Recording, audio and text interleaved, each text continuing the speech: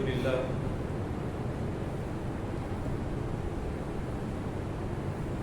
لله نحمده ونستعينه ونستغفره ونؤمن به ونتوكل عليه ونعوذ بالله من شرور أنفسنا ومن سيئات أعمالنا من يهده الله فلا مضل له ومن يضلله فلا هادي له ونشهد أن لا إله إلا الله وحده لا شريك له ونشهد أن سيدنا ومولانا محمدا عبده ورسوله الذي أرسل بالحق بشيرا ونذيرا وداعيا إلى الله بإذنه وسراجا منيرا أما بعد فإن أصدق الحديث كتاب الله وخير الهدي هدي محمد صلى الله عليه وسلم وشر الأمور محدثاتها وكل محدثة بدعة وكل بدعة ضلالة وكل ضلالة في النار. أعوذ بالله من الشيطان الرجيم. بسم الله الرحمن الرحيم. إن هذا القرآن يهدي للتي هي أقوم ويبشر المؤمنين الذين يعملون الصالحات أن لهم أجرا كبيرا. صدق الله العظيم. رب اشرح لي صدري ويسر لي أمري واحلل عقدة من لساني يفقهوا قولي. سبحانك لا علم لنا إلا ما علمتنا إنك أنت العليم الحكيم.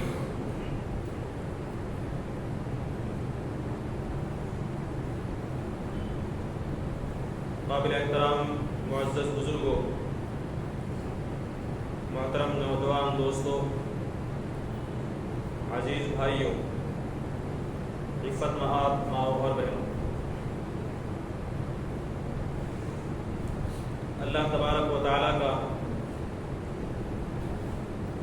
ہم انسانوں پر بے انتہا عظیم احسان ہے کہ اللہ تبارک و تعالیٰ نے انسانوں کی ہدایت اور رہنمائی کے لیے ابتدا ہی سے ہدایت اور رہنمائی کا اہتمام اور انتظام فرمایا ہے. انبیاء علیہ الصلوۃ والسلام پر اللہ تبارک و تعالیٰ نے کتابوں کو نازل فرمایا، مختلف صحیفے نازل فرمائے اور مختلف زمانوں میں ضرورت کے مطابق الگ الگ ہدایت ناموں کا اللہ تبارک و تعالیٰ نے انتظام فرمایا اور نبی آخر الزمان حضرت محمد صلی اللہ علیہ وسلم پر جو کہ خاتم النبیین بھی ہیں، اللہ تبارک و تعالیٰ نے اپنی آخری کتاب جو پچھلی تمام تعلیمات کی جامع تھی، پچھلی تمام کتابوں کا ان کی تعلیمات کا خلاصہ قرآن مجید کی شکل میں اللہ تبارک و تعالیٰ نے نازل فرمایا. قرآن مجید ہم جانتے ہیں کہ اللہ تبارک و تعالیٰ کی آخری کتاب ہدایت ہے. اس قرآن مجید نے تمام انسانوں کو توحید کی، رسالت کی اور آخرت پر ایمان کی دعوت دی. اس کے ساتھ ساتھ اس قرآن مجید نے تمام انسانوں کی انفرادی اور اجتماعی زندگی کی رہنمائی کے لیے، انسانی زندگی کے تمام ہی شعبہ جات کے لیے قرآن مجید نے رہنمائی فرمائی اور ساتھ ہی ساتھ یہ واضح ہدایت دی ہے، یہ بتایا ہے کہ کون سی راہ کامیابی کی راہ ہے اور کون سا راستہ ناکامی کی طرف لے جاتا ہے، کیا حق ہے کیا باطل ہے، کیا صحیح ہے کیا غلط ہے. قرآن مجید نے اس کی پوری وضاحت کے ساتھ قرآن مجید نے اسے انسانوں کے سامنے بیان کیا. ساتھ ہی ساتھ قرآن مجید یہ ہدایت بھی فرماتا ہے کہ قرآن مجید کی جو رہنمائی ہے، قرآن نے جس راہ کی طرف رہنمائی کی ہے وہی وہ واحد راہ ہے جس پر چل کر انسان کامیابی سے ہمکنار ہو سکتا ہے، اور جس نے اس راہ کو چھوڑ دیا یا پھر قرآن کی بتائی ہوئی رہنمائی کے مطابق جو شخص چلنے پر آمادہ نہ ہوا وہ شخص گمراہ ہو گیا اور دنیا اور آخرت کی ناکامی اس کا مقدر بن گئی۔ قرآن مجید نے اپنے نزول کے ساتھ اپنی تعلیمات کے ذریعے سے سب سے پہلی بات، سب سے پہلا مطالبہ جو انسانوں سے کیا ہے وہ یہ ہے کہ انسان اللہ تعالیٰ کے بندے اس قرآن پر ایمان لائیں۔ قرآن مجید کہتا ہے خصوصیت کے ساتھ اہل ایمان کو دعوت دیتے ہوئے کہ یا ایھا الذین آمنوا آمنوا باللہ ورسولہ والکتاب الذی نزل علی رسولہ، اے ایمان والو اللہ اور اس کے رسول پر ایمان لاؤ، والکتاب اور اس کتاب پر ایمان لاؤ جو اللہ تبارک و تعالیٰ نے نازل فرمائی، یعنی قرآن مجید پر ایمان کی اس قرآن نے دعوت دی۔ اور قرآن مجید یہ کہتا ہے کہ جو انسان فلاح اور کامرانی سے ہمکنار ہونا چاہتا ہے، جو انسان ہدایت حاصل کرنا چاہتا ہے، اس کے لیے ضروری ہے کہ وہ اس قرآن مجید پر ایمان رکھے۔ سورہ بقرہ کے آغاز ہی میں اللہ تبارک و تعالیٰ نے فلاح پانے والے، کامیاب ہونے والے، ہدایت یافتہ اہل ایمان کا ذکر کرتے ہوئے فرمایا کہ والذین یؤمنون بما انزل الیک، بلا شبہ وہ لوگ جو آپ پر نازل کردہ کتاب پر ایمان رکھتے ہیں، وما انزل من قبلک، جو اور آپ سے پہلے جتنی کتابیں نازل ہوئی ہیں ان کتابوں پر ایمان لاتے ہیں، وبالآخرۃ هم یوقنون، اور آخرت پر یقین رکھتے ہیں، اولئک علی ھدی من ربہم، فرمایا کہ یہی وہ لوگ ہیں جو اپنے رب کی طرف سے ہدایت پر ہیں، واولئک هم المفلحون، اور یہی وہ لوگ ہیں جو فلاح پانے والے ہیں۔ تو قرآن مجید کی اس آیت نے واضح کیا کہ ہدایت حاصل کرنے کے لیے، فلاح پانے کے لیے، کامیابی کے لیے ضروری ہے کہ آدمی اللہ تبارک و تعالیٰ کی کتاب پر اور قرآن مجید پر ایمان رکھے، یقین رکھے۔ قرآن مجید نے اپنے اوپر ایمان کے ساتھ ایک دوسری ہدایت جو دی ہے وہ یہ ہے کہ قرآن مجید کی تلاوت کی جائے، قرآن مجید کو پڑھا جائے۔ قرآن مجید اپنے گھروں میں، اپنے گھر کی الماریوں میں محض برکتوں کے لیے، برکات کے حصول کے لیے نازل شدہ نہیں۔ قرآن مجید کی برکت ان لوگوں کو حاصل ہوگی، قرآن مجید سے ہدایت ان لوگوں کو حاصل ہوگی جو قرآن مجید کو پڑھنا چاہیں۔ قرآن مجید یہ کہتا ہے، خود نبی کریم صلی اللہ علیہ وسلم کو حکم دیا گیا کہ اتل ما اوحی الیک من الکتاب، اے نبی صلی اللہ علیہ وسلم جو کتاب آپ کی طرف بھیجی گئی ہے، جو کتاب آپ پر نازل کی گئی ہے، اس کی آپ تلاوت کیجیے، اسے آپ پڑھیے۔ اور نبی کریم صلی اللہ علیہ وسلم نے خود فرمایا کہ وَأَنْ أَتْلُوَ الْقُرْآنَ، مجھے حکم دیا گیا ہے کہ میں قرآن مجید کی تلاوت کروں، قرآن مجید کو پڑھوں۔ اور نبی کریم صلی اللہ علیہ وسلم نے اپنی امت کو حکم دیا کہ اقرأوا القرآن، اے لوگوں قرآن مجید کو پڑھو۔ کیوں؟ اس لیے کہ فَإِنَّهُ يَأْتِي يَوْمَ الْقِيَامَةِ شَفِيعًا لِأَصْحَابِهِ، اس لیے کہ یہ قرآن مجید قیامت کے دن اپنے پڑھنے والے کے لیے، اپنے ساتھی کے لیے سفارش کرنے والا ہو۔ ہم میں سے کوئی شخص اگر یہ چاہتا ہے کہ قرآن مجید ہمارے حق میں سفارش کرے تو نبی کریم صلی اللہ علیہ وسلم نے اس کا ذریعہ، اس کا واسطہ یہ بتایا کہ قرآن مجید کو پڑھا جائے، قرآن مجید کی تلاوت کی جائے۔ قرآن مجید میں نہ صرف پڑھنے کا حکم ہے بلکہ پڑھنے کا طریقہ بیان کیا گیا کہ قرآن مجید کی تلاوت کس طرح کی جائے۔ نبی کریم صلی اللہ علیہ وسلم کو حکم دیا گیا، اور نبی کریم صلی اللہ علیہ وسلم کے واسطے سے مجھے اور آپ کو اور پوری امت مسلمہ کو حکم دیا گیا کہ قرآن مجید کو ترتیل کے ساتھ پڑھا جائے۔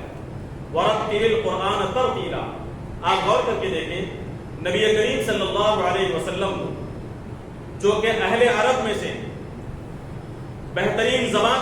صلی اللہ علیہ وسلم کی، آپ کو حکم دیا جا رہا ہے کہ اے نبی صلی اللہ علیہ وسلم رتل القرآن ترتیلا، آپ قرآن مجید کو ترتیل کے ساتھ پڑھیں۔ ہمیں ضرورت ہے اس بات کی کہ ترتیل کا معنی اور مفہوم سمجھیں، تفاسیر کا مطالعہ کریں اور یہ جاننے کی کوشش کریں کہ ترتیل کا کیا مفہوم بیان کیا گیا ہے۔ ترتیل کے معنی قرآن مجید کو اچھے انداز سے پڑھنا، قرآن مجید کو ٹہر ٹہر کر اطمینان کے ساتھ، تدبر کے ساتھ، سمجھتے ہوئے غور و فکر کرتے ہوئے پڑھنا، اور ساتھ ہی ساتھ قرآن مجید کو، اس کی تلاوت کو صحت کے ساتھ،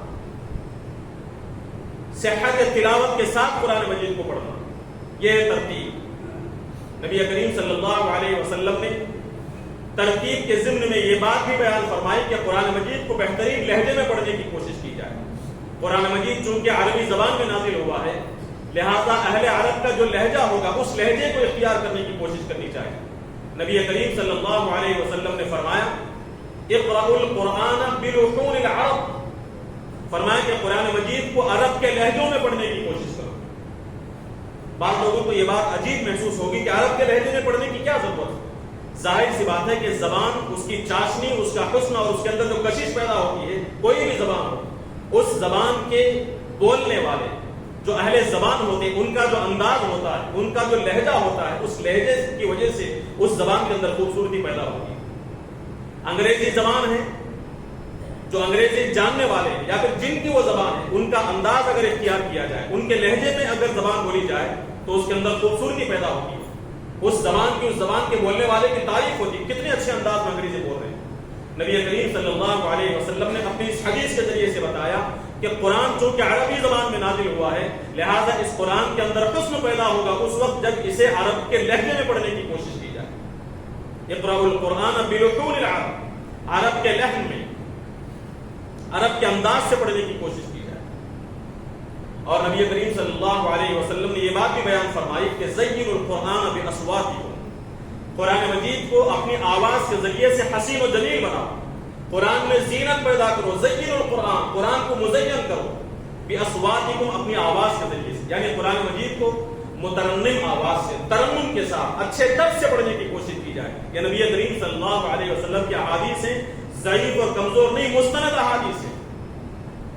تو قرآن کے پڑھنے کا ادب یہ ہے کہ قرآن مجید کو حسن صوت سے، اچھی آواز سے، ترنم کے ساتھ پڑھنے کی کوشش کی جائے، اور کوشش کی جائے کہ عرب کا لہجہ اختیار، ظاہر سی بات ہے کہ خلوص تو ہونا چاہیے، قرآن مجید میں حسن، قرآن مجید کے اندر زیب و زینت پیدا کی جائے لوگوں کو دکھانے کے لیے، یہ مطلوب نہیں۔ قرآن میں کشش پیدا ہو، قرآن سننے والے کو قرآن مجید کی طرف اس کا دل راغب ہو، اس لیے اللہ کے نبی صلی اللہ علیہ وسلم نے فرمایا کہ قرآن کو اپنی اچھی آواز سے، حسین آواز سے پڑھنے کی کوشش کی جائے۔ ساتھ ہی ساتھ اس ترتیب کے اندر یہ بات بھی شامل ہے کہ قرآن مجید کو تجوید کا لحاظ کر کے پڑھنے کی کوشش کی جائے۔ تجوید کسے کہتے ہیں؟ تجوید یہ لفظ اصل نکلا ہے جید سے، یعنی قرآن مجید کو، اس کے الفاظ کو، ان آیات کو اچھے انداز سے پڑھنے کی کوشش کی جائے۔ قرآن مجید کے عربی زبان کے جو حروف ہیں، ان حروف کے مخارج اور ان حروف کی ادائیگی کا جو حق ہے، اس حق کو ادا کرتے ہوئے پڑھنے کی کوشش کی جائے۔ ہر حرف کا الگ الگ مخرج ہے، اس مخرج کے ساتھ ادا کرنے کی کوشش کی جائے۔ عام زبانوں کی بات تو الگ رکھیں، عربی زبان کے اندر حروف کے جو مخارج ہیں، ان کی جو صفات ہیں، ان کا لحاظ نہ رکھنے کے نتیجے میں کیسی بڑی بڑی غلطیاں واقع ہو سکتی ہیں، اس کا اندازہ آپ کو نہیں۔ نبی کریم صلی اللہ علیہ وسلم کی ہدایت، قرآن مجید کی ہدایت کے مطابق ضروری ہے کہ آدمی تجوید کا لحاظ کرنے کی کوشش کرے، کم سے کم کوشش کرنا ہماری ذمہ داری ہے۔ ورنہ بسا اوقات ایسا ہوتا ہے کہ قرآن مجید میں تجوید کی رعایت نہ کرنے کے نتیجے میں، تجوید کا لحاظ نہ کرنے کے نتیجے میں آدمی سے غلطیاں واقع ہو جاتی ہیں۔ میں دو تین مثالیں میں آپ کے سامنے دے کر آگے بڑھوں گا۔ قرآن مجید میں حضرت ابراہیم علیہ السلام کا تذکرہ، ابراہیم علیہ السلام کے پاس فرشتے آتے ہیں اور آ کر یہ عرض کرتے ہیں کہ آپ قانتین میں سے نہ ہو جائیں، فلا تکن من القانتین، آپ نا امید لوگوں میں سے نہ ہو جائیں، مایوس ہونے والوں میں سے نہ ہو جائیں۔ اس میں جو قانتین کا جو لفظ ہے، قاف، نون اور طا کے ساتھ، قانتین۔ ایک اور لفظ ہے قرآن مجید میں، وکانت من القانتین، کہ حضرت مریم علیہ السلام قانتین میں شامل ہو گئی، فرما برداروں میں شامل ہو گئی۔ یہ لفظ قانتین ہے تا کے ساتھ. عربی زبان میں تا اور تا دونوں کی صفات الگ ہیں، دونوں کے مخارج الگ ہیں، دونوں کی خصوصیات الگ ہیں. اگر آپ اس تا کی جگہ پر تا ادا کریں گے، تجوید کی رعایت نہیں کی جائے گی یا پھر رعایت کرنے کی کوشش نہیں کی جائے گی، تو معنی میں کیسی بڑی غلطی واقع ہوگی. حضرت ابراہیم علیہ السلام کو فرشتے یہ فرما رہے ہیں کہ اے ابراہیم آپ مایوس ہونے والوں میں سے مت ہو جائیے، لیکن اس قانتین کو ہم اگر قانتین پڑھیں گے تو اس کا مطلب یہ ہوگا کہ اے ابراہیم آپ فرما برداروں میں شامل مت ہوئیے. کہا یہ جا رہا ہے کہ آپ مایوس نہ ہوں، لیکن صرف اس تا کی خصوصیات کو اختیار نہ کرنے کی وجہ سے، تجوید کی رعایت نہ کرنے کے نتیجے میں مفہوم یہ ہوا کہ اے ابراہیم آپ فرما برداروں میں شامل مت ہوئیے. بسا اوقات کچھ ایسی غلطیاں ہم سے ہوتی ہیں، ذرا سی توجہ کے نتیجے میں ان غلطیوں کی اصلاح ہو سکتی ہے، لیکن توجہ نہ ہونے کے نتیجے میں عموماً یہ غلطیاں ہوتی ہیں. ہم میں سے بعض لوگ اذان دیتے ہیں، اذان میں یہ کہا جاتا ہے کہ اشہد ان لا الہ الا اللہ، لیکن جب ترنم کے ساتھ اذان کی ادائیگی ہوتی ہے، الفاظ کی ادائیگی ہوتی ہے، کبھی کبھی قرآن مجید میں بھی یہ غلطیاں واقع ہوتی ہیں، تو ہم یہ کہتے ہیں کہ اشہد ان لا الہ الا اللہ. کیا فرق ہوا؟ لا الہ لام میں زبر کے بعد الف ہے، بس اس الف کو گرا دیا گیا. لا الہ الا اللہ، اشہد ان لا الہ الا اللہ کا ترجمہ ہے کہ میں گواہی دیتا ہوں کہ اللہ کے سوا کوئی معبود نہیں، لیکن اس الف کو گھٹا دینے کے نتیجے میں، نکالنے کے نتیجے میں اس کا ترجمہ ہوا کہ میں گواہی دیتا ہوں کہ اللہ کے سوا ایک معبود ضرور ہے، لازماً ایک معبود ہے اللہ کے سوا. صرف اس ایک الف کو نکال دینے کے نتیجے میں سورہ یاسین کی تلاوت ہم کرتے ہیں، انک لمن المرسلین، بلا شبہ اے نبی صلی اللہ علیہ وسلم آپ رسولوں میں سے ہیں، لیکن بسا اوقات ہم تلاوت کرتے ہیں انک لمن المرسلین، آپ اس طرح کی تلاوت ہوتی ہے. لمن المرسلین لام پر جو زبر ہے، غلطی صرف یہ ہوئی کہ اس زبر کو ذرا کھینچ دیا گیا اور الف درمیان میں آ گئی. انک لمن المرسلین، اس کا مفہوم یہ ہوا، قرآن یہ کہتا ہے کہ اے نبی صلی اللہ علیہ وسلم آپ بلا شبہ رسولوں میں سے ہیں. ہم لام کے زبر کو کھینچ کر یہ کہتے ہیں کہ اے نبی صلی اللہ علیہ وسلم بلا شبہ آپ رسولوں میں سے نہیں ہیں. یہ بہت معمولی غلطی. ترتیل سے کے ساتھ پڑھنے کا حکم دے کر اللہ تبارک و تعالیٰ یہ بتاتا ہے کہ ان غلطیوں کی اصلاح کی کوشش کی جائے. ظاہر سی بات ہے کہ ایسی تجوید، گاڑی تجوید جو آدمی ایک دم قاری بن جائے، یہ مطلوب نہیں ہے، لیکن کم سے کم اتنی تجوید کی رعایت کی جائے کہ ہمیں محسوس ہو کہ جن غلطیوں کی اصلاح ہم کر سکتے ہو ان غلطیوں کی اصلاح ہو جائے. ہمیں یہ احساس ہو کہ ہم اپنی تلاوت کے اندر ایسی بڑی بڑی غلطیاں نہیں کر رہے. تو قرآن مجید کی تلاوت کے ساتھ قرآن مجید کا حق یہ ہے کہ قرآن مجید کو ایسی ترتیب کے ساتھ پڑھا جائے کہ قرآن مجید میں الفاظ صحیح ادا ہوں، تجوید کی رعایت ہو، کم سے کم اس طرح ہم ادا کریں کہ قرآن مجید کے الفاظ میں غلطی نہ ہو. آپ غور کر کے دیکھیں، یہ جو غلطیاں میں نے آپ کے سامنے بتائی، اگر کوئی شخص جان بوجھ کر ان غلطیوں کو ادا کرے، کیا اس کا ایمان باقی رہے گا؟ اس کا ایمان خطرے میں پڑ سکتا ہے. لہذا توجہ کی ضرورت ہے. اس کے آگے قرآن مجید کے نزول کا جو اصل مقصد ہے اس پر غور کرنے کی ضرورت ہے. قرآن مجید جو نازل ہوا، ظاہر سی بات ہے کہ ہم یہ جانتے ہیں کہ قرآن مجید کو پڑھنے سے ثواب ملتا ہے، ایک ایک حرف پر 10 نیکیاں ہیں، لیکن یاد رکھیں کہ قرآن مجید کا جو نزول ہوا ہے وہ تلاوت کے لیے نہیں. قرآن مجید صرف پڑھنے کے لیے نازل نہیں ہوا. ایک ہے قرآن مجید کے نزول کا مقصد، دوسرا ہے اس نزول کے بعد ذہنی طور سے فائدہ حاصل ہونا. قرآن مجید کے پڑھنے سے یقیناً ثواب ملے گا، لیکن یاد رکھیں کہ اللہ تبارک و تعالیٰ نے قرآن مجید کو محض ثواب کے حصول کے لیے، محض بغیر سمجھے تلاوت کے لیے نازل نہیں فرمایا. قرآن مجید کا جو نزول ہوا ہے وہ ہدایت کے لیے، رہنمائی کے لیے، انسانوں کی اصلاح کے لیے ہوا. قرآن مجید کیا کہتا ہے؟ ھدی للمتقین، کہ یہ کتاب متقیوں کے لیے ہدایت ہے، متقیوں کے لیے رہنمائی ہے. قرآن نے فرمایا ھدی للناس، یہ قرآن مجید تمام انسانوں کی ہدایت کے لیے نازل ہوا. وبینات من الہدی، قرآن مجید ہدایت کی روشن تعلیمات کے ساتھ نازل ہوا، روشن دلائل کے ساتھ نازل ہوا. والفرقان، قرآن مجید حق اور باطل میں فرق کرنے والی کتاب. حق کیا ہے، باطل کیا ہے، اس کی پہچان کے لیے اللہ تبارک و تعالیٰ نے قرآن مجید کو نازل کیا ہے. صرف پڑھنے کے لیے، صرف بغیر سمجھے اسے ادا کرنے کے لیے، اسے دہرانے کے لیے قرآن مجید کو نازل نہیں کیا گیا. یہ الگ بات ہے کہ قرآن مجید کتاب ہدایت ہے، اس کے ایک ایک لفظ کے پڑھنے پر ثواب ملتا. قرآن مجید اصل میں یہ بات دنیا کے سامنے رکھتا ہے کہ یہ قرآن وہ کتاب ہے جو انسانوں کو ہدایت اور رہنمائی کے لیے اللہ تبارک و تعالیٰ کی طرف سے بھیجی گئی. قرآن نے کہا ان ھذا القرآن یہدی للتی ہی اقوم، بلا شبہ یہ قرآن یہدی للتی ہی اقوم، رہنمائی کرتا ہے اس راستے کی طرف جو بالکل سیدھی راہ. اور یہ اچھی طرح سمجھنا چاہیے کہ سیدھی راہ اللہ تبارک و تعالیٰ کی نگاہ میں صرف ایک ہے، صرف ایک ہے سیدھی راہ، سیدھا راستہ، اس کے علاوہ کوئی دوسرا راستہ سیدھا راستہ نہیں۔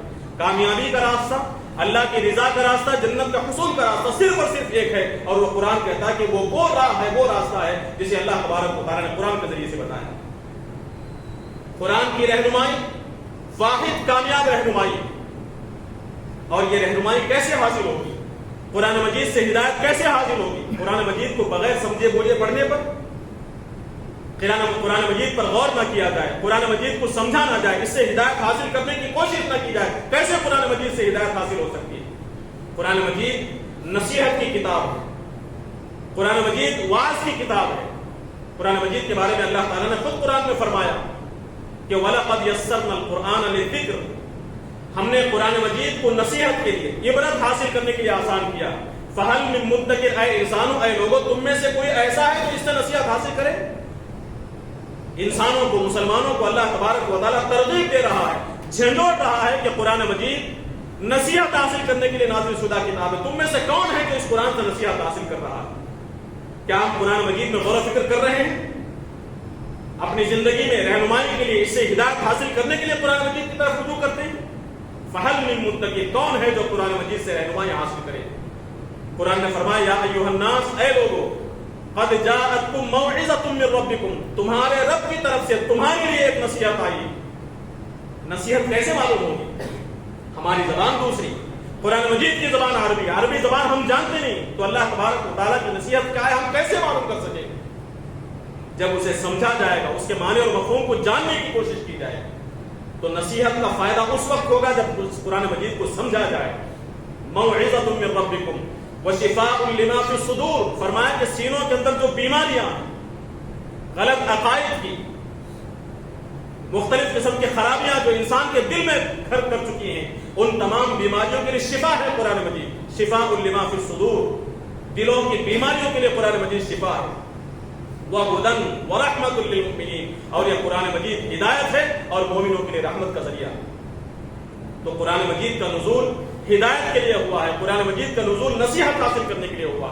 تو ضرورت اس بات کی ہے کہ قرآن مجید پر ایمان رکھنے والے، قرآن مجید کی تلاوت کرنے والے اس سے ہدایت حاصل کرنے کے طریقوں کو سمجھیں، اس سے ہدایت حاصل کرنے کی کوشش کریں اور اسے سمجھنے کی کوشش کریں۔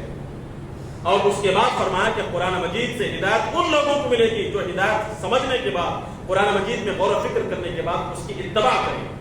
قرآن مجید اتباع کے لیے نازل ہوا، اتبعوا ما انزل الیکم من ربکم، اے لوگوں جو کچھ تمہارے رب کی طرف سے تمہاری جانب نازل کیا گیا اس کی اتباع کرو، اسے فالو کرو، اس کی پیروی کرو۔ قرآن مجید میں زندگی گزارنے کا طریقہ بیان کیا گیا، زندگی گزارنے کے طریقے اور اصول بیان کیے گئے، ان اصولوں کو جان کر ان اصولوں کے مطابق، ان طریقوں کے مطابق اپنی زندگیوں کو گزارنے کی کوشش کرو۔ فرمایا کہ اتباع کی جائے قرآن مجید کی۔ وَهَذَا كِتَابٌ أَنزَلْنَاهُ مُبَارَكٌ، یہ وہ کتاب ہے جسے ہم نے نازل کیا، انتہائی بابرکت کتاب ہے۔ فَاتَّبِعُوا، تم اس کی اتباع کرو، تم اس کی اتباع کرو۔ تو قرآن مجید اتباع کے لیے، پیروی کے لیے نازل کیا گیا ہے۔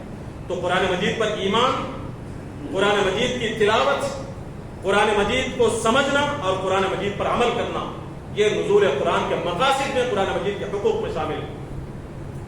یہ بظاہر ہم دیکھیں تو ایسا محسوس ہوگا جیسے کہ کچھ قرآن مجید کے سلسلے میں کچھ مختصر سے حقوق بیان کر دیے گئے، ان کا تعلق انسان کی انفرادی زندگی سے، اس کا تعلق انسان کے ثواب کے حصول سے۔ نہیں، ایسا نہیں۔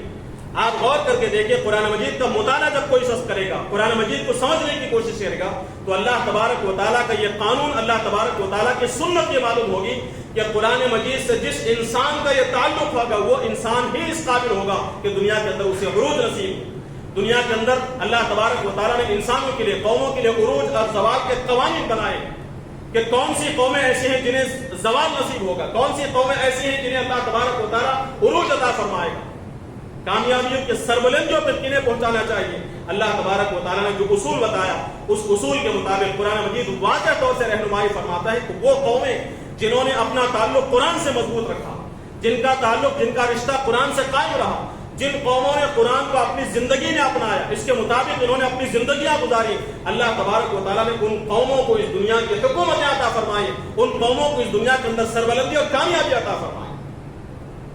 وہ انسان، وہ قومیں عروج سے، سربلندی سے، کامیابی سے، سرفرازی سے ہم کنار ہوتی ہیں جن کا تعلق قرآن سے مضبوط ہوتا ہے، جن کا رشتہ قرآن مجید سے مضبوط ہوتا ہے۔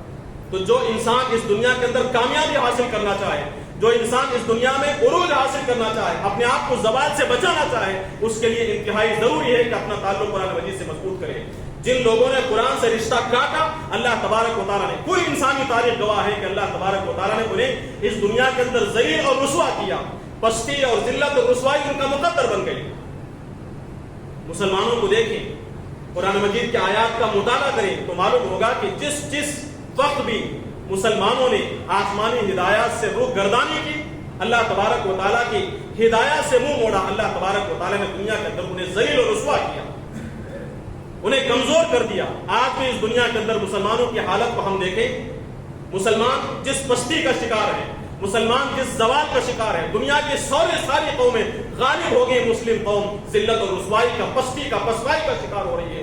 قرآن مجید کا مطالعہ کریں گے تو معلوم ہوگا اس کی بنیادی وجہ یہ ہے کہ ہم لوگوں نے، مسلمانوں نے اپنا تعلق قرآن مجید سے کمزور کر دیا، ہمارا تعلق قرآن سے کمزور ہو گیا۔ نبی کریم صلی اللہ علیہ وسلم نے یہ فرمایا ہے کہ ان اللہ یرفع بہذا الکتاب اقواما، بلا شبہ اللہ تبارک و تعالیٰ اس کتاب کے ذریعے سے، یرفع بہذا الکتاب، اس کتاب کے ذریعے سے قوموں کو عروج عطا فرماتا ہے، سربلندی عطا فرماتا ہے۔ اس کتاب کے ذریعے سے کہ کیا مطلب؟ اس کتاب سے تعلق جوڑنے کے نتیجے میں، اس کتاب کو سمجھنے کے نتیجے میں، اور جو ہدایات، جو قوانین اس انسانی زندگی کے مختلف شعبوں کے لیے جو رہنمائی اس قرآن مجید نے عطا کی ہے، ان رہنمائی کو اختیار کر کے اس کے مطابق زندگی گزارنے کے نتیجے میں اللہ تبارک و تعالیٰ قوموں کو سربلندی عطا فرماتا ہے، کامیابی عطا فرماتا ہے۔ اور وَيَضَعُ بِهِ آخَرِينَ، اللہ تبارک و تعالیٰ دوسری کچھ قوموں کو اسی قرآن پر عمل نہ کرنے کے نتیجے میں، اس قرآن سے رشتوں کو کاٹنے کے نتیجے میں، یَضَعُ بِهِ آخَرِينَ، انہیں ذلیل اور رسوا کر دیتا ہے، پستی میں گرا دیتا ہے، قعر مذلت میں گرا دیتا ہے۔ تو ہماری کامیابی کا راز، ہماری سربلندی کا راز قرآن سے جڑنے میں ہے، قرآن مجید سے تعلق کو مضبوط کرنے میں۔ اپنا جائزہ لے کر دیکھیں ہمارا کیا حال ہے، قرآن مجید ہماری زندگی میں کیا مقام رکھتا ہے، کیا حیثیت رکھتا ہے۔ ہمارے گھروں میں قرآن مجید، یہاں جتنے بیٹھے، میں فردن سب سے پہلے اپنے آپ سے، پھر آپ میں سے ایک فرد سے سوال کرتا ہوں، قرآن مجید ہم کب اٹھاتے ہیں، کب ہاتھوں میں لیتے ہیں؟ قرآن مجید کی تلاوت ہم کب کرتے ہیں؟ قرآن مجید کی تلاوت کرتے ہیں تو قرآن مجید کی تلاوت کا حق کیا ہے؟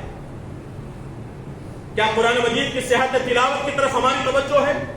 اگر ہم قرآن مجید کی تلاوت کرتے ہیں تو مقصد کیا ہوتا ہے؟ کیا ہدایت حاصل کرنا مقصد ہوتا ہے یا پھر برکت کا حصول مقصد ہوتا ہے؟ قرآن مجید کو سمجھنے کی کوشش ہوتی ہے۔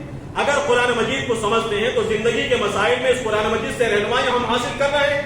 ہم خود اپنا جائزہ لے کر دیکھیں، ہم خود ایک نتیجے پر پہنچ سکتے ہیں، پھر فیصلہ کریں کیا میں جس حالت میں ہوں، قرآن مجید سے میرا اس وقت جو تعلق ہے، اس تعلق کے نتیجے میں کیا میں اللہ تبارک و تعالیٰ کی مدد کا مستحق ہوں؟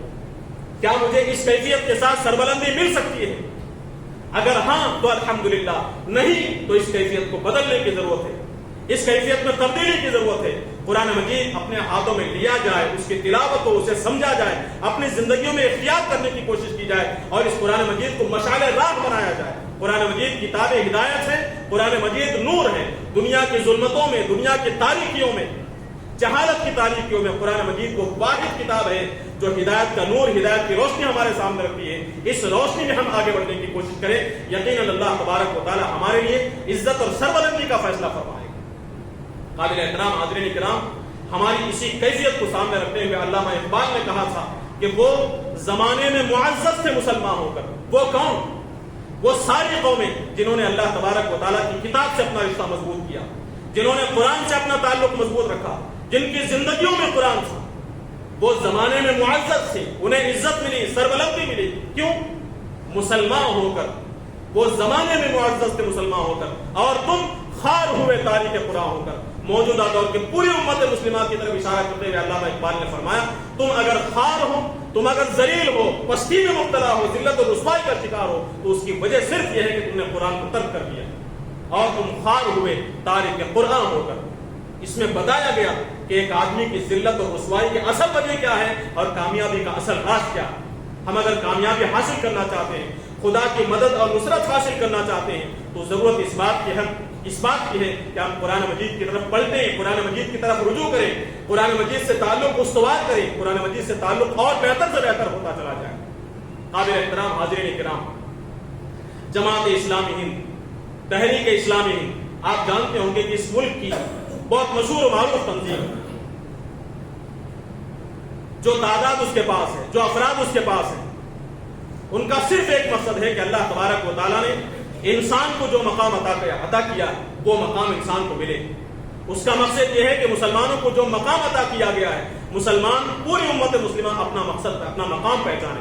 قرآن مجید نے میرا اور آپ کا مقام یہ بتایا ہے کہ ہم خیر امت ہیں، ہم داعیہ امت ہیں، ہم وہ امت ہیں جنہیں اس دنیا میں اللہ تبارک و تعالیٰ نے خیر کو پھیلانے کے لیے پیدا کیا، شر کو ختم کرنے کے لیے پیدا کیا۔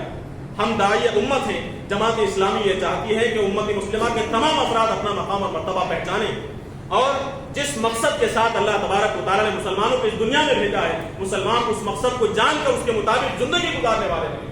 اس کے لیے جماعت اسلامی مختلف کوششیں کرتی ہے، مسلمانوں کے درمیان میں، غیر مسلموں کے درمیان میں قرآن مجید کی تعلیمات کو عام کر کے، قرآن مجید کے پیغام کو ان تک پہنچا کر ان بندگان خدا کو خدا کا حقیقی بندہ بنانے کی کوشش کرتی ہے، خدا سے قریب کرنے کی کوشش کرتی ہے، اللہ کی طرف دعوت دیتی ہے، قرآن کی طرف دعوت دیتی ہے۔ جماعت اسلامی جماعت کی طرف دعوت نہیں دیتی، جماعت اسلامی اپنے لٹریچر اور اپنے تفاسیر کی طرف دعوت نہیں دیتی۔ قرآن کی یہ تحریک اسلامی، جماعت اسلامی یہ دعوت دیتی ہے کہ لوگ اللہ تبارک و تعالیٰ کی طرف پلٹے، ففروا الی اللہ، اللہ کی طرف پلٹو، فرجعوا الی القرآن، رجوع الی القرآن، اللہ تبارک و تعالیٰ کی کتاب قرآن کی طرف پلٹو۔ تحریک اسلامی اس ذمہ داری کو ادا کرتے ہوئے مختلف طریقے اختیار کرتی ہے، مختلف کیمپین اختیار کرتی ہے، مختلف مہمات کے ذریعے سے لوگوں کے اندر یہ شعور اور یہ جذبہ بیدار کرنے کی کوشش کرتی ہے کہ امت مسلمہ اپنا مقام پہچانے، اپنی ذمہ داری کو پہچانے، اپنے فریضے کو ادا کرے اور دنیا کے اندر معروف کو پھیلانے کی کوشش کرے اور منکرات کو ختم کرنے، اس کا ازالہ کرنے کی کوشش کرے۔ ابھی آپ نے دیکھا ہوگا کہ ابھی کچھ دن پہلے تک سیرت کے مہینے کو سامنے رکھتے ہوئے سیرت کی مہم بنائی گئی، نبی کریم صلی اللہ علیہ وسلم کا بہتر تعارف کرنے کی کوشش کی گئی، مسلمانوں میں، غیر مسلموں میں نبی کریم صلی اللہ علیہ وسلم کے متعلق، آپ کی تعلیمات کے متعلق غلط فہمیوں کو دور کرنے کی کوشش کی گئی، کنڑ زبان کے لٹریچر کے ذریعے سے، فولڈرز کے ذریعے سے، ملاقاتوں کے ذریعے سے، سیمینارز کے ذریعے سے، پروچنز کے ذریعے سے، مختلف ذریعے سے نبی کریم صلی اللہ علیہ وسلم کی سیرت کے حقیقی پیغام کو پہنچانے کی تحریک اسلامی نے کوشش کی۔ اس موقع پر آج سے 10 دن تک کے لیے 23 اکتوبر کے لیے پورے ہندوستان کی سطح پر تحریک اسلامی نے یہ فیصلہ کیا ہے کہ اس دن بھرپور انداز سے اس مقصد کے تحت کام کیا جائے کہ لوگ قرآن مجید کو سمجھیں، لوگ قرآن مجید کی طرف رجوع کریں۔ رجوع الی القرآن کے عنوان سے ملک کی سطح پر مہم بنانے کا فیصلہ کیا گیا، جس کے تحت تحریک اسلامی نے اس کے ماننے والے، اس سے وابستہ افراد، ارکان ہو، کارکنان ہو، متفقین ہو، وابستگان ہو، ان تمام کے لیے کچھ کام کیے، ان تمام کی کچھ ذمہ داری طے کی ہے، انہیں ہدایت دی کہ ہر رفیق جماعت، ہر فرد، کارکن، مرد و خواتین تمام اپنے گھروں کے اندر اس 10 دن کے اندر کم سے کم قرآن مجید کے آخری پارے کا تلاوت، اس کی تلاوت ترجمے کے ساتھ کریں۔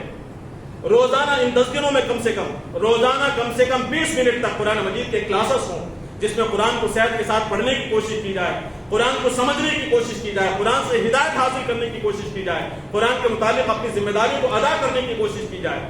تحریک اسلامی کے افراد کے لیے، مردوں کے لیے، خواتین کے لیے، طالبات کے لیے، رفقا کے لیے قرآن کوئز کا اہتمام کیا جا رہا ہے، قصص القرآن کوئز کا اہتمام کیا جا رہا ہے۔ اس کے علاوہ عوام میں شعور بیدار کرنے کے لیے، عوام کو اپنی ذمہ داری کا احساس دلانے کے لیے ایک ذمہ داری تحریک اسلامی نے یہ اٹھائی، ایک فیصلہ یہ کیا کہ علماء کرام سے ملاقات کی جائے۔ تمام مساجد کے، پورے ہندوستان بھر کے تمام مساجد کے ائمہ کرام سے، علماء سے، ذمہ داران سے ملاقات کر کے ان سے گزارش کی جائے کہ اپنے خطبات جمعہ کے ذریعے سے لوگوں کو قرآن سے رجوع کرنے کی، قرآن سے جڑنے کی دعوت دی جائے۔ تحریک اسلامی یہ سمجھتی ہے کہ ہماری یہ ذمہ داری جو ایک چھوٹی سی مٹھی بھر جماعت ہے ہمارے پاس، اس کی ذمہ داری یہ ہے کہ اپنی طاقت کے بقدر، اپنی مقدور بھر لوگوں کو قرآن کی طرف دعوت دینے کی کوشش کی جائے۔ علماء کرام سے ملاقاتیں ہو رہی ہیں، ائمہ کرام سے ملاقاتیں ہو رہی ہیں اور رجوع الی القرآن کے عنوان پر خطبہ جمعہ دینے کی گزارش کی جا رہی ہے۔ اس کے علاوہ ہم نے یہ طے کیا ہے، یہ فیصلہ کیا کہ ہم گھر گھر پہنچیں گے، ڈور ٹو ڈور پہنچ کر قرآن کی اہمیت پر، قرآن کے حقوق پر کتاب سے لے کر فولڈرز کے ذریعے سے لوگوں سے ملاقات کریں گے، ایک ایک فرد سے ملاقات کی، جتنی ہمارے پاس کوشش ہے، جتنی استطاعت ہے، اس کوشش کے ساتھ ایک ایک فرد تک پہنچیں گے، انہیں قرآن سے قریب کرنے کی کوشش کریں گے، قرآن پر عمل کا جذبہ بیدار کرنے کی کوشش کریں گے۔ اس کے علاوہ مساجد میں خصوصیت کے ساتھ تحریک اسلامی کے پاس جو مساجد ہیں، ان مساجد میں تجوید کے کلاسز قائم کرنے کی کوشش کی جائے، لرننگ سینٹرز قائم کرنے کی کوشش، قرآن لرننگ سینٹرز یہ قائم کرنے کی کوشش کی جائے، مکتب کے قیام کی کوشش کی جائے، تعلیم بالغان کے قیام کی کوشش کی جائے۔ اس کے علاوہ خطابات عام کے ذریعے سے لوگوں کے اندر قرآن سے جڑنے کا، قرآن کی طرف رجوع کرنے کا جذبہ بیدار کرنے کی کوشش کی جائے۔ یہاں ہاسن کے اندر بھی 20 تاریخ میں آنے والے جمعرات میں یہ طے ہوا ہے کہ تاج کنونشن ہال کے اندر رجوع الی القرآن کے عنوان سے ایک خطاب عام رکھا جائے، مردوں کے لیے، خواتین کے لیے، جس میں انشاءاللہ ہمارے دہلی سے مرکزی سیکریٹری برائے تنظیم جناب محی الدین شاکر صاحب تشریف لا رہے ہیں، ریاست کرناٹک کے امیر حلقہ حضرت جناب بیلگامی محمد سعد صاحب تشریف لا رہے ہیں۔ ان کے علاوہ ذمہ داران شریک ہوں گے۔ آپ سے خصوصی گزارش کی جاتی ہے کہ اپنا وقت نکال کر، ظاہر سی بات ہے کہ جمعرات کا دن ہے، صبح 10:30 سے 12:30 تک کا وقت ہے، آپ کے بزنس کا وقت، آپ کی دکانوں کا وقت، یقیناً اس وقت آپ کے لیے آنا دشوار ہوگا، لیکن اپنی آخرت کے لیے، قرآن مجید کے لیے تھوڑے سے وقت کی قربانی کر کے اس پروگرام میں شریک ہونے کی کوشش کریں۔ تمام مرد اور خواتین سے گزارش کی جا رہی ہے کہ اس پروگرام میں شریک ہو کر قرآن سے اپنے تعلق کو مضبوط کرنے کی ہم کوشش کریں۔ اس کے علاوہ بہت سارے کام تحریک اسلامی نے لیے ہیں، لوگوں سے مل کر مختلف سطحوں سے کوشش اس بات کی جا رہی ہے کہ لوگ اللہ تبارک و تعالیٰ کی طرف، قرآن کی طرف رجوع کریں۔ یہ ایک حقیقی سی کوشش ہے۔ آپ تمام سے گزارش کی جاتی ہے کہ ان دنوں میں، اس موقع پر آپ میں سے ہر فرد اپنے مقام پر اٹھ کر کھڑا ہو۔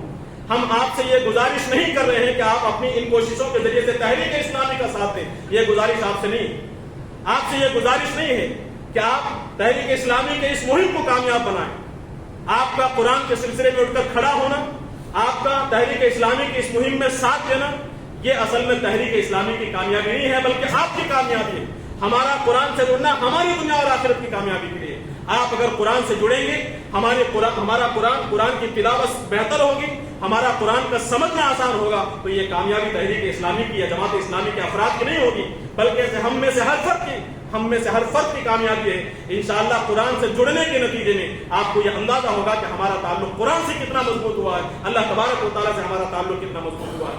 یقیناً ہمارا یہ تعلق، ہمارا قرآن کی طرف رجوع کرنا دنیا میں کامیابی، سربلندی اور عزت کا ضامن ہوگا، اور یقیناً آخرت میں اللہ تبارک و تعالیٰ ہمیں کامیابی اور سرخرو سے ہمکنار کرے گا۔ میں اللہ تعالیٰ سے دعا کرتا ہوں کہ اللہ تبارک و تعالیٰ ہم تمام کو قرآن مجید کو اس کی اہمیت کو سمجھنے کی توفیق نصیب فرمائے، قرآن مجید سے تعلق ہمارا مضبوط فرمائے، قرآن مجید سے جو رشتہ ہمارا کمزور ہوا ہے، اللہ تبارک و تعالیٰ اس رشتے میں بہتری اور مضبوطی پیدا فرمائے، اور اس قرآن سے ایسا بالغانہ تعلق اللہ تبارک و تعالیٰ ہمارے دل میں پیدا فرمائے کہ اس تعلق کے نتیجے میں، اس محبت کے نتیجے میں اللہ تبارک و تعالیٰ ہمیں اس دنیا اور آخرت میں کامیابیوں اور عزت کی سربلندیوں تک پہنچائے۔ ربنا آتنا فی الدنیا حسنۃ وفی الآخرۃ حسنۃ وقنا عذاب النار۔ بارک اللہ لنا ولکم فی القرآن العظیم، ونفعنا وإياكم بالآيات والذكر الحكيم، إنه تعالى جواد كريم ملك بر رؤوف رحيم۔